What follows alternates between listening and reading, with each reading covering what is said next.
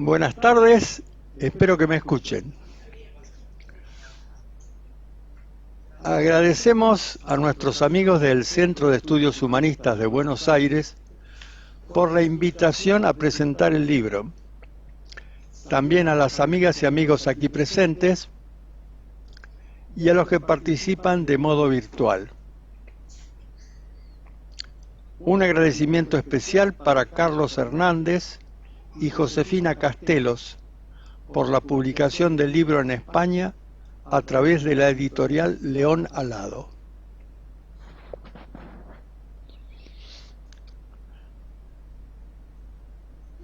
Manual de operativa Un camino a lo sagrado. Trata sobre la recopilación de experiencias referidas a las resistencias que aparecieron en operativa, en catarsis y transferencias, y sobre todo presenta los mejores procedimientos hallados para superarlas en aquel momento. Aquí se aporta un modo de trabajo que se fue elaborando principalmente a partir de la tarea de casi 3 años que realicé como guía de operativa de un centenar de personas con motivo de la retransmisión de Corfú en 1975, Canarias 1976, y continuó hasta 1977 en Buenos Aires y Mar del Plata.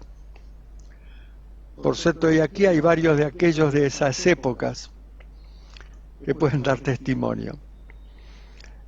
Esto permitió a muchos amigos humanistas que participaron como sujetos de operativa a que experimentaran la luz sin base material o que se encontraran con aquello que habían buscado siempre cuando llegaran al límite superior del espacio de representación en la transferencia de imagen técnica de niveles.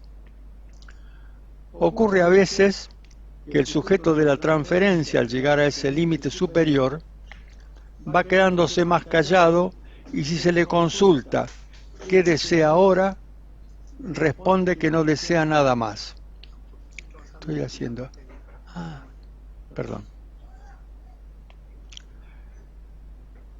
Y si se le consulta qué desea ahora, responde que no desea nada más. Ha encontrado lo que siempre buscó. También sucede que el sujeto permanece unos instantes en un silencio ceremonial y puede llegar a describir con voz muy queda, por ejemplo, que un ser de luz le pasa la fuerza apoyándole la mano en la frente. En ese momento podríamos llamar sagrado al tono que ha tomado la situación. En base a experiencias como esta, podemos decir que el libro intenta ser una herramienta que facilita la superación de las resistencias que aparecen en la operativa y sobre todo llegar a poder escuchar mejor las señales de lo profundo. Podríamos decir que este manual se enfoca en primer lugar en facilitar la tarea de quienes se inician en el guiado de catarsis y transferencias. En este trabajo también se revaloriza ese nivel de conciencia tan poco conocido como el semisueño, y si se reconoce en él al humanismo, es como una nueva forma de estar en el mundo tan real como la vigilia ordinaria o el sueño. Además, se intenta aquí ayudar a comprender cómo nuestra forma de interpretación de la vida cotidiana es influida por los climas y ensueños que generamos en semisueño activo. Por último, como tema central de este manual, destacamos que la operativa, trabajada correctamente, es un medio que permite conectarnos con lo sagrado. El libro desde el punto de vista formal. Está integrado primero por el Manual Práctico de Operativa 1, que trata sobre la técnica de catarsis en base a la recopilación y ordenamiento de numerosas experiencias, con el interés de facilitar una buena práctica. Continúa con el Manual Práctico de Operativa 2, dedicado a las transferencias de climas, niveles, transformismos y expansiones. Se trata de sintetizar las técnicas en pasos y ofrecer una recopilación de experiencias que puedan ser útiles. Sigue con el Manual Práctico de Operativa 3, el cual trata de experiencias y reflexiones sobre las resistencias internas que surgen al trabajar con la transferencia de imágenes, técnica de niveles. Las formas de guiado que hallamos como más adecuadas para superarlas durante el periodo intensivo de casi 3 años, las presentamos aquí. Ahora aportamos el procedimiento encontrado a partir de nuestra experiencia en el guiado de unos 100 sujetos de operativa. Muchos de esos sujetos llegaron a registrar la luz interna sin base material al llegar al límite superior del espacio de representación y sobre todo experimentar lo sagrado. Comunicar esto es el propósito central de esta tercera parte del libro. Por último, en este manual se encuentra un anexo con materiales doctrinarios extraídos de Canarias 1.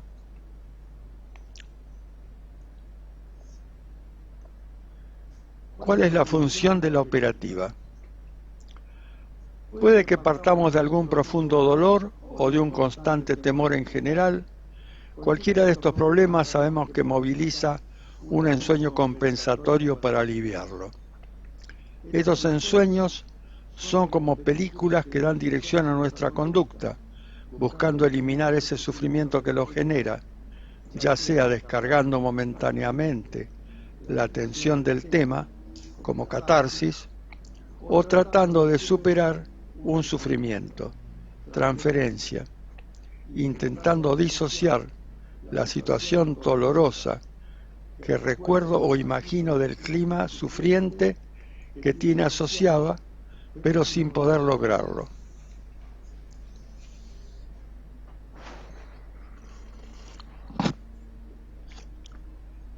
Al tratar de ir hacia la luz del problema, hacia la raíz del problema, la mente se orienta conscientemente hacia la curación del sufrimiento.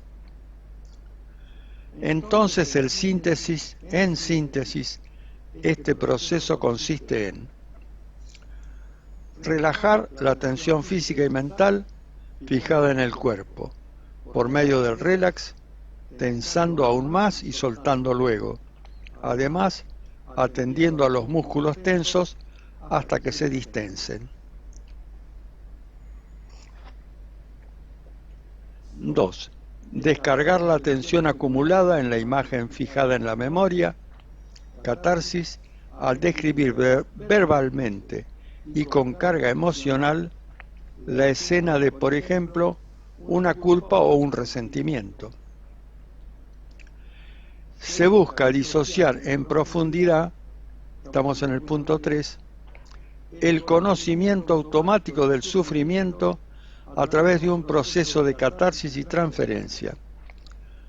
Una vez logrado reducir lo suficiente el sufrimiento, nos importa comenzar el recorrido vertical de imágenes lo más libre y posible de resistencias, despejarlo, de tal modo de llegar hasta los límites inferiores y superiores del espacio de representación. Al llegar a estos límites con frecuencia, nos encontramos con lo que habíamos buscado siempre, en un tono próximo a lo sagrado.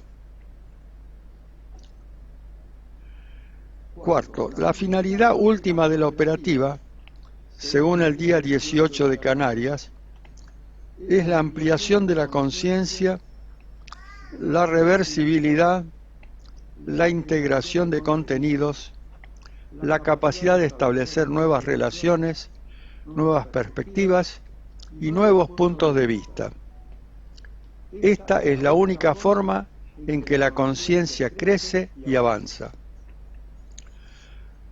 5. Lo más importante para salir del estado de ensueño permanente es normalizar la conciencia, normalizando la vigilia. La única forma de acabar con el sufrimiento es comprendiéndolo. 6. Se consideran también técnicas transferenciales a las disciplinas y al trabajo con la fuerza.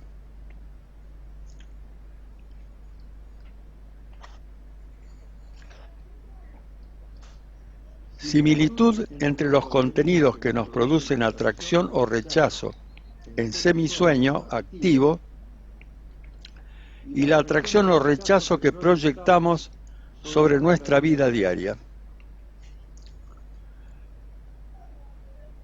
Es muy difícil para una persona que no haya recibido la influencia de una escuela de trabajo interno que comprenda la traducción a vigilia desde otro nivel de conciencia del que no tiene noticia, como el semisueño.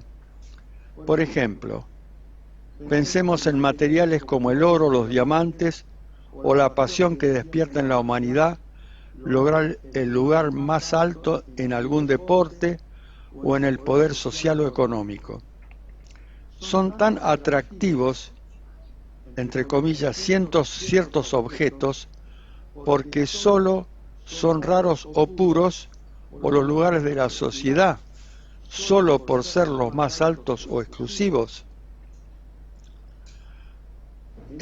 La especial valoración de esos objetos y lugares, oro, diamantes, posiciones en centros de poder, generan una lucha interminable en la humanidad, quizá porque se cree equivocadamente que su valor derive solo de la dificultad para extraerlos o por la disputa entre los que desean poseerlos en un mercado.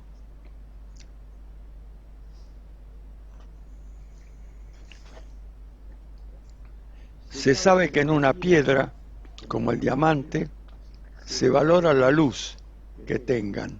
Cuanto más puros, son más valiosos. La pureza, las manchas, nos recuerdan el lenguaje de las religiones, cuando hablan del pecado, como las resistencias que le impiden al alma ascender hacia la luz. Similitudes, ¿no? Es importante conocer las traducciones de contenidos que se producen entre diferentes niveles conscientes, en ese caso, vigilia y semisueño. La transferencia de valor o de carga. La transferencia de valor o de carga psíquica en una sociedad. En la Edad Media, los nobles de Europa transferían el poder a sus herederos en ceremonias de gran poder emocional, en las que, por ejemplo, le tocaban con su espada la cabeza y los hombros, en presencia de otros nobles. Hoy asistimos a la transmisión del poder político de una autoridad a otra, a quien la sucede, a través del bastón presidencial. El semisueño activo y la traducción a vigilia. Los ensueños compensatorios que se expresan en la vigilia ordinaria equivalen a los sueños que acomodan su historia durante el nivel de sueño.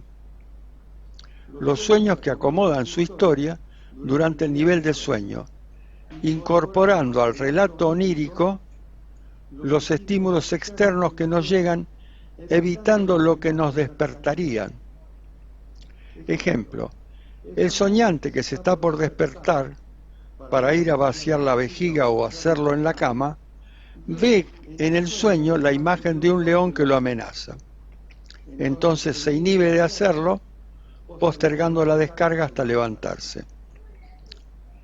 Esto podría ser semejante al temor de salir de la vigilia con ruido, en la que hemos vivido tanto tiempo, a la conciencia de sí silenciosa como un estado nuevo de la mente. Por ejemplo, parece que se está muy acostumbrado a vivir en el temor a la muerte.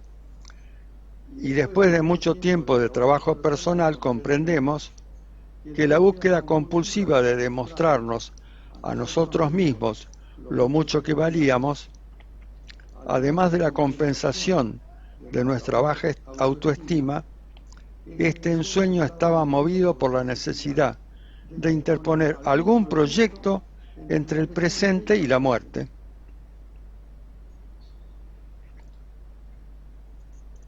El espíritu humano tiende hacia lo alto.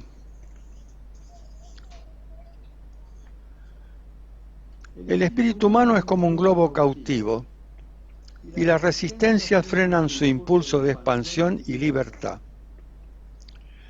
El ser humano debe aprender a arrojar el lastre de resentimientos y culpas, soltar las amarras de sus apegos posesivos, reconciliarse consigo mismo y con los demás. La actitud centrada en uno mismo y en hacer crecer nuestras posesiones materiales o espirituales se va instalando progresivamente a lo largo de nuestra vida. Fuimos contagiados por la fiebre posesiva que hace tiempo invadió este sistema centrado en el dinero. Pero a pesar de todo, ser atraídos hacia la luz y fundirnos con ella es lo que verdaderamente queremos desde lo más profundo.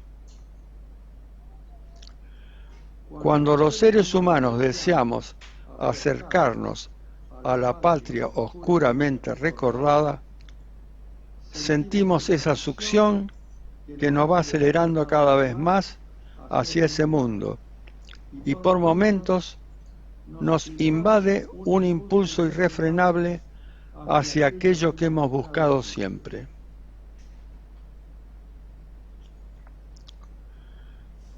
Transferencias que se orientan hacia lo sagrado y van más allá de la resolución de problemas. En autoliberación hay una cita en la parte llamada autotransferencia sobre la experiencia de lo sagrado. Dice: como excepción a todo lo explicado hasta aquí, debe considerarse a modo de hipótesis el caso posterior al de la oscuridad límite, en descenso o ascensos, en que el espacio de representación quede iluminado. Tal excepción no ha sido constatada en los procesos transferenciales, pero es un caso relatado por místicos de distintas épocas y regiones. También se ha tenido noticia de ese fenómeno por testimonios de personas colocadas al borde de la muerte o que han ingresado de la misma luego de haber sido declarada la defunción clínica.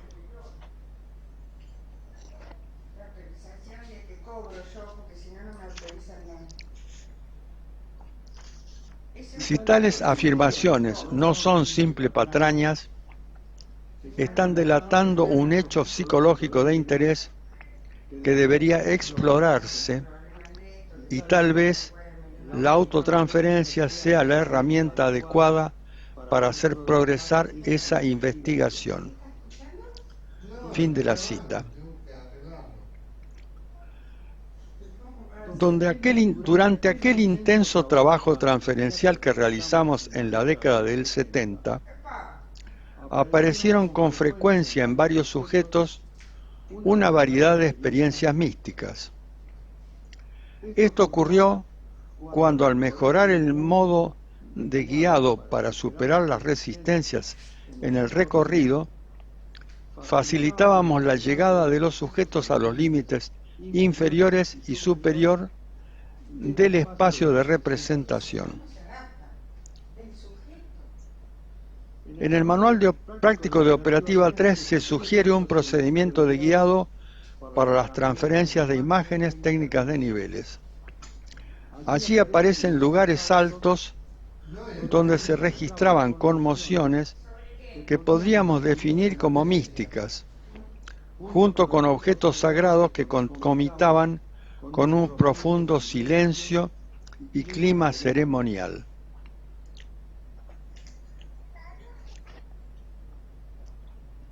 Esto disparó, en aquel momento, nuestro interés por sistematizar y comunicar las formas más eficaces de guiado que íbamos descubriendo. De allí que publicáramos entonces los manuales de Operativa 1 y 2 para los amigos del movimiento y siguiéramos con el manual práctico de Operativa 3, aunque después de terminarlo desistimos de su publicación porque las prioridades del movimiento en ese momento ya eran otras. Algunas observaciones sobre ciertos registros positivos especiales. Al llegar con esta forma de guiado a los espacios internos más altos, ocurrían con frecuencia en los sujetos fenómenos de luz sin base material, es decir, sin que hubiera alguna fuente luminosa que la emitiera. Se iluminaba de repente todo el espacio interno. Esa experiencia era acompañada por un silencio profundo y una gran quietud, y esa luz convertía en positivo todo lo que tocaba, por ejemplo, las resistencias más fuertes del descenso. Encontrábamos en esos lugares centrales, por ejemplo, una piedra brillante o un aroma especial. De esos centros de poder era posible absorber su fuerza a través del tacto o aspirar la energía de un perfume en medio de un silencio ceremonial, o recibir la fuerza al beber un líquido maravilloso de un cáliz en el centro de un altar. Muchas veces el sujeto podía experimentar todavía esa fuerza una vez terminada la transferencia, con una intensidad y una duración desconocida para nosotros hasta entonces. Por otra parte, la mayoría de las resistencias más fuertes y los sentimientos negativos más variados e intensos, sabemos que los encontramos en los descensos. En el extremo de la oscuridad de los descensos se podían encontrar la luz del fuego, la pared ideal, la ciudad sumergida o subterránea, la sacerdotisa en los hombres y algunos guías internos muy sabios que respondían incluso a preguntas muy importantes para el proceso de hombres y mujeres que eran sujetos transferenciales, como por ejemplo cuando esta o este le preguntaban al guía: ¿qué es lo que necesito realmente?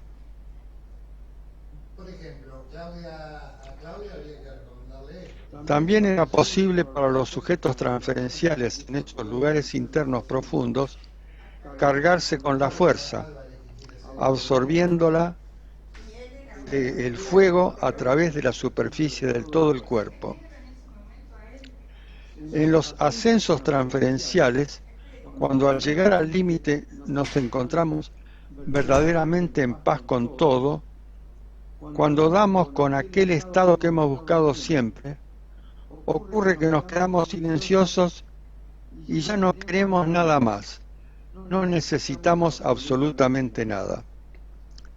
En ese momento suelen suceder experiencias ceremoniales, inesperadas y sagradas, de gran profundidad emocional y a veces de intensa presencia de la fuerza, que se llega a mantener con cierta intensidad durante un tiempo. Unos años después de esas experiencias exploratorias iniciales, en los 70, cuando se publicó el libro Autoliberación, encontramos con alegría, entre tantas cosas maravillosas que contenía, que en autotransferencia había definiciones luminosas sobre estos objetos principales. Por ejemplo, dice, el centro de poder es la traducción del registro del sí mismo, de lo más esencial del ser humano. Ese centro no es, por cierto, el yo psicológico, al cual consideramos pedagógicamente como una suerte de comando de los mecanismos de reversibilidad y que resulta de la sumatoria de impulsos perceptuales y de memoria. El centro de poder se encuentra habitualmente encubierto por las actividades mecánicas del yo psicológico. Este párrafo nos resultó algo fundamental.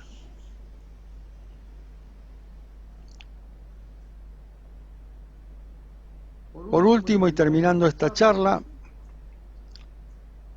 observamos que la conciencia de sí nos ocurre cuando salimos del mundo habitual de la vigilia con ensueño y pasamos a ese otro mundo en que estamos seguros de no estar soñando despierto. Creo que debemos confiar en esa alegre libertad presente y silenciosa de la conciencia de sí, cuando somos acompañados de la intuición de lo sagrado y de un sentir bondadoso hacia los demás. Entonces puede aparecernos por un momento la certeza de que no todo termina con la muerte. Queridas amigos y amigos, eso es todo. Muchas gracias.